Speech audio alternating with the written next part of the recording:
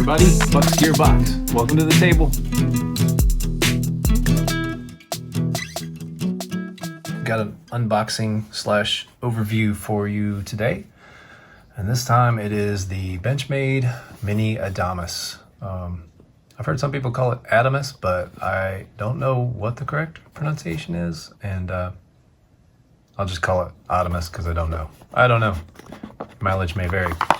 Now I have opened this and I've carried it exactly for 1 day. So just breaking it in, but I wanted you to see kind of what comes in the box. This is a Shane Seibert design. That comes there, showing you about the axis lock. And these came out a while ago and then they disappeared. They became very, very hard to find. River's Edge Cutlery just happened to get some in while I was there. According to my wife, I go there far too often, and she's right.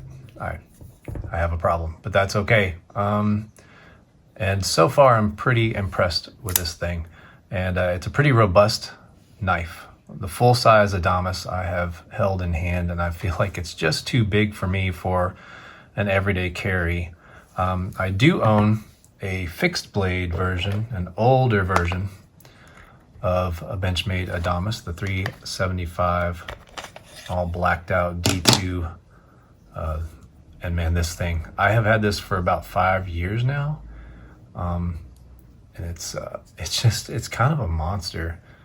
I don't use it a whole lot. I take it camping, sometimes on a backpacking trip. I use this as my larger fixed blade. And I've thought about getting rid of it, honestly, because it just looks like a weapon. But every time I use it, I really, really enjoy it. I thought it did a pretty good job on the paracord there, but you know. Anyway, that feels more like a self-defense type of deal to me, but it's actually quite useful in the field. You just can't use the top of the spine because of all those serrations. And so that's actually the only thing I don't like about it. I wish it was solid up there. But I have used it to saw things, to do some wood prep. Anyway, this isn't about that knife. This is about this knife. Sorry about that.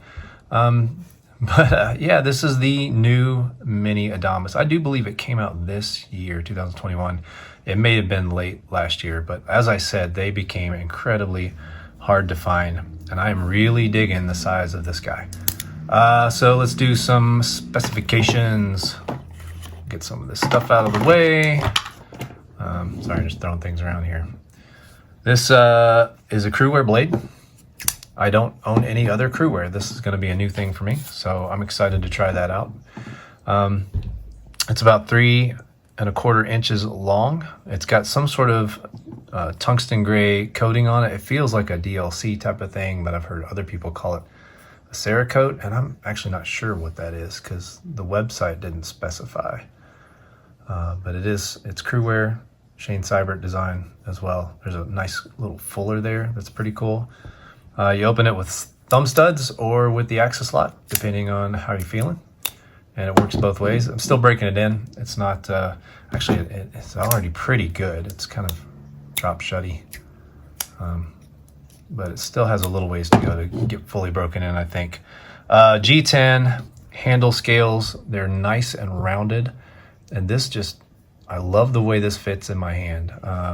I really like the way it fits in my hand. It fits perfectly. I've got medium to large-ish hands. I'm a tall 6'5" guy, but I'm a skinny dude too. So, your mileage may vary on that.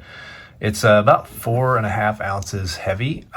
When I was in the store trying it out, I thought, man, that feels pretty light. And then I've been carrying it around. I was like, yeah, it's pretty robust. It's a heavy user kind of knife. So that's very subjective. It does not bother me in the least. I don't mind having a heavy knife in my pocket, but it's a little heavier than some of the other things I typically carry. It does have a reversible deep carry pocket clip right there, and I like the pocket clip so far. Just a little bit sticks out of your pockets. It's got a nice little jimping here. You can grab a hold of it in a lot of different ways. Jimping up here, jimping up the blade ramp right there. And it just has to do with the way the thing fits in your hand. It fits very, very well. I dig it quite a bit so far, but again, I've only been carrying it for a day. Let's do some quick size comparisons. I want to try to keep this pretty short. Here's a Spyderco Pair 3, which lines up pretty close. Here is the Spyderco Paramilitary 2, which is a little bit bigger. So it is considered a mini Adamas. I wouldn't call it small, but there are those two right there. Those. Got these are just the ones I have out right now. The Benchmade Bug Out. This might be a good one to compare it to. Yeah, pretty similar in length there. Here's the Benchmade full-size Griptilian. Gosh, that just pops out so loud. I love that old knife. And last but not least, I wanted to use this one for a size comparison because I would probably use this knife in the same. I mean, it's a little shorter. This is the 3.0 Hinder XM18. It's a skinny, but it's very tough. This is a very tough, robust knife. As you know, Hinder makes things that don't break. And I just kind of feel like the Adamas shares a little bit of that kind of toughness, that kind of category for a little bit of an overbuilt workhorse of a knife. And of course I have my, no thumb studs, but I have my full-size XM18 that I love, and I probably carry more than I carry this one. But I just thought, since it was the mini, I would show you the smaller one. So there's that. Impressions. Well, again, I've only been carrying it for a day. It has been on my list for a very long time, and I've wanted it for a very long time. And the impressions so far are quite positive. For a mini, this knife is a beast. It just is. It's just, it's pretty thick blade. It's probably not going to be a good slicer. The drop point, it feels, again, kind of like that robust feeling that you get with something like a Hinder or even a Chris Reeve knife.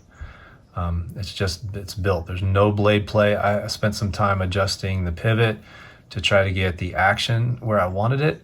And I noticed as I loosened the pivot, I didn't touch the body screws, and the blade still didn't have any play. I had this thing sticking out quite a ways and just trying to dial it in just right, and there was no blade play. It just kind of, it still fit together amazingly well. So again, brand new to me. I think I hope that these are gonna start becoming more available. I know River's Edge got quite a few in. I haven't seen them pop up on the website yet, but I imagine they'll be doing that fairly soon. And I imagine other retailers are getting some as well.